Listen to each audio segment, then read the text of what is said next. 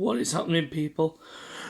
Sorry about that. It is your boy Brad here. Welcome along to the Big Brad channel. And as you can see, and as you can hear in my voice, I am absolutely fuming. I'm absolutely gutted by that result yesterday against Manchester City. Ended up losing the game 2-1, having led 1-0. Controversy surrounding the game after the game due to VAR not doing its job in certain places, and then, well, not even doing its job at all, to be fair. But I've got to touch on first of all, before I get into all the controversies and such, I've got to touch on the performance. That is the best I have seen an Arsenal team play against Manchester City in a long time. I mean, from start to finish, it was just high intensity, high press. Everything about it was just brilliant. The game plan worked a treat until certain moments ruined that, and had to change our mindset due to the fact that those decisions were given in their favour over us. So yeah, but the performance, like I said, top-notch performance from the boys. I can't fault it. I'm proud of them. They went out there with a game plan. They executed the game plan to perfection from start to finish, but it was just unfortunate that we ended up on the losing side, and really we didn't deserve to be on the losing side, because Man City, they didn't pose a threat at all. They hardly posed a threat. I mean, players like Sterling was kept quiet by Tomiyasu. I mean, Mahrez, he was anonymous as well. Gabriel Jesus was just invisible. I mean, De Bruyne, he was popping up, but he wasn't really creating like he usually does and dictating the play. The midfield, Rodri, again, he was the man who won the game, but again, top-notch performance from the lads, and all I can say is continue that kind of performance in games against that kind of opposition. Like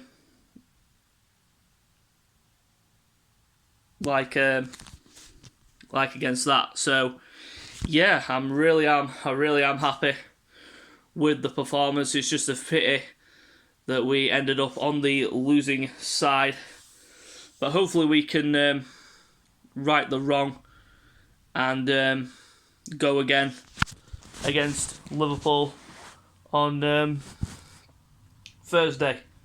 So hopefully, yeah, like I said, hopefully we can carry on and do our best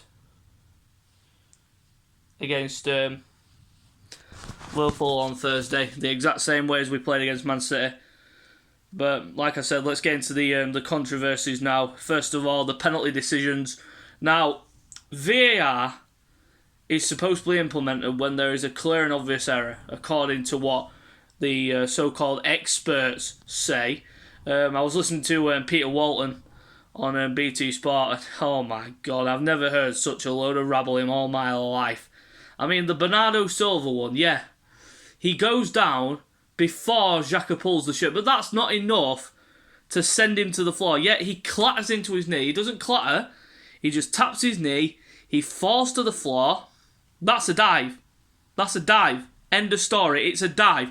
Yet he pulls his shirt, but that is not enough to send him to the floor, and for the referee, then VAR gets in his ear. The referee didn't give the penalty. Let's just be clear on that one. The referee did not give either penalty, but he made the VAR referee, whoever was in charge of VAR, made Stuart Atwell go to the screen and have another look. And usually when that happens, that indicates that the penalty is going to be given. But, like I said, he went and looked at the one with what were it now? He went to look at the one with Bernardo Silva, but he didn't take a look at the one with Ødegaard and Ederson in the first half, which was more of a penalty than that one. So yeah, and on to the Ødegaard one.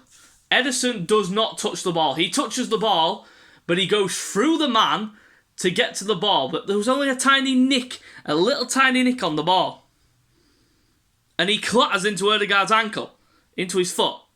And that's not a penalty? Bullshit. Complete and utter bullshit. And VAR and the referee system in this country is corrupt to fuck. And I mean that. I mean that because it is. Honest to God. It is absolutely ridiculous. But that's just the way it's implemented in this country. I mean, what more can I say? What more can I say about VAR? I mean, the decisions. I mean, the yellow card for Gabriel for scuffing the spot. I mean, yeah, if you can get away with it, fine. But if not, for me, that's not a yellow card offence. It's not a yellow card offence at all. I mean, the second booking, yeah, it was stupid of him to do what he did afterwards and get the second yellow card, Gabriel, but that was never a yellow card offence. You see that happen all the time, but yet the players, they just get a warning, they just get a talking to, that's it.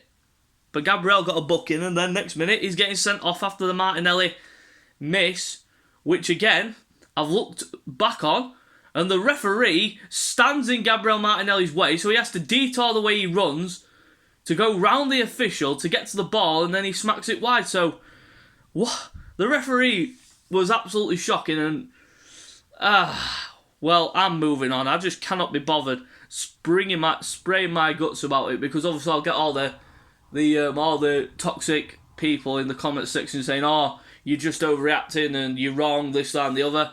Listen, I don't care. We're all entitled to his own opinions, and my opinion is the Bernardo Silva penalty was not a penalty, and the Ødegaard penalty should have been given as a penalty. So that's my opinion on the matter.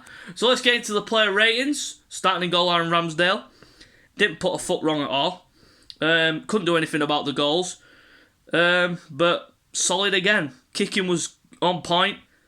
Distribution was on point, like I said. And his commanding in the box, where he comes out and catches the ball, again on point. So I'm going to give him a 7. Tomiyasu, just come back from injury and from coronavirus.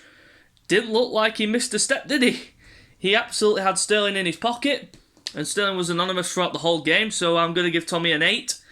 Going to the centre-back position, starting off with Ben White, I'm going to give him a 7. Did well enough, but just didn't implement himself enough, like breaking out of defence and such. But other than that, it was a good performance from Ben, so I'm going to give him a 7. Gabriel, unfortunately, due to the sending off, he would have got a higher mark, but he's going to get a 6 from me. Solid enough right up until that point, and then he gets sent off, and the game's just flipped in Man City's favour after that. So, kind of let the team down a bit, but it was his own fault. So, but other than that, he did have a solid performance, but until that point, but deducted points due to the fact that he gave away the penalty, so he gets a 6. Kieran Tierney, the man that crossed the ball for Bukayo Saka's goal. Nice little roll across as well. It was a really nice ball as well, the way he played it through the lines, and then Saka ran onto it and slotted it home. Really good goal, and a really good overall performance from Tierney. Defensively strong. Did get beat a few times down the byline, but other than that, it was a solid enough performance. So he gets a 7. Going to the midfield now, Granit Xhaka. He did give away the penalty, but he was solid. Brings the steal into the midfield, and that's exactly what we need. Granit gets a 7 for me, but he was unlucky with the penalty. Really was unlucky. Next to him, Thomas Partey bossed the midfield. Absolutely ran the show from midfield. Did really everything. Drove with the ball. Controlled the midfield. Dictated Rodri. Kept him spotless quiet until the goal, obviously, but Thomas Partey had nothing to do with that. Yeah, he gets a 9 for his performance. Man of the match performance from Thomas Partey. Going to the right wing position, Bukayo Saka. He gets an 8 for his performance. Terrorised the Man City back line. Ake at left back. That was a real surprise that I saw him in the left back slot against Saka. But they played him there and they paid the price, because Saka was literally had him on toast, and broke into the box and scored the goal. and then tied it out as the second half progressed because he'd run all over, run like ragged. Everyone ran like ragged, and everyone did what they had to do. But Saka gets an 8. And so does Ødegaard as well. He gets an 8. Should have had a penalty in the first half, but VAR jokes. But Ødegaard again, he just loves to press. The pressing from Ødegaard was absolutely phenomenal. Shouting and bawling at his teammates to push up the field whenever possible. He's got leadership qualities, and I would love him to be captain one day. He gets an 8. Gabriel Martinelli, not his best game. Had a few chances to score, but he was a bit off the pace, as it were. He was pressing really well again. Brings the fight and terrorised the... he kept Cancelo back most of the time. And yeah, it was a really strong performance from Martinelli, but he gets a 7. Alexandre Lacazette.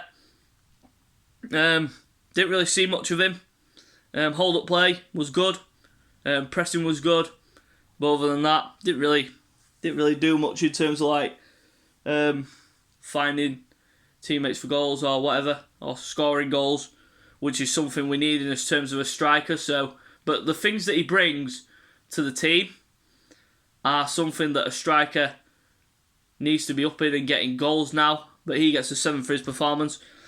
Going to the substitute, starting off with Rob Holding, he gets a 5, standard 5. But he was involved in the shenanigans in the last goal where he headed it down and it bounced, ricocheted kindly to Rodri, who slotted it home.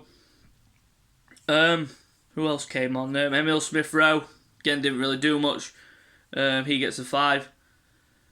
And who else came on? I think that was it. Manager rating, well, it's the assistant manager who was there, not Mikel Arteta, because Arteta's recovering from COVID. But the manager rating, well, in terms of the person that the assistant manager rating, he gets a 8. Went out with a game plan, but the decisions again just rocked us and sent us back and made us rethink the game plan. But it's a bitter pill to swallow, but we must move on. So guys, you know what to do by now. If you do enjoy the video, slap a like on it for me and give me a thumbs up. Go into the comments section below. Subscribe to the channel for more content, and until next time, we'll see you later.